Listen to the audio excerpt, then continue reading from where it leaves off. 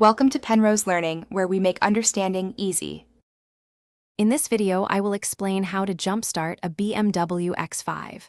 First, open your hood and locate the designated jumpstart terminals.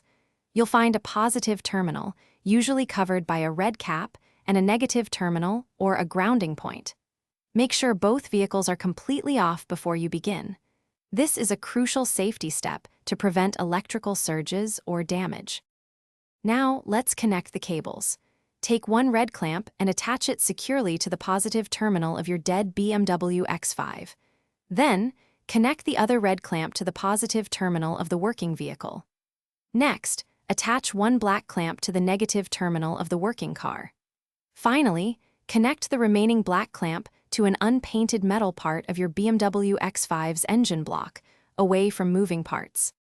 With all cables properly connected, start the engine of the working vehicle. Let it run for about 5 to 10 minutes to allow some charge to transfer to your BMW X5's battery. After this time, try to start your BMW X5. If it doesn't start immediately, give it a few more minutes of charging time and then attempt to start it again. Patience is key here.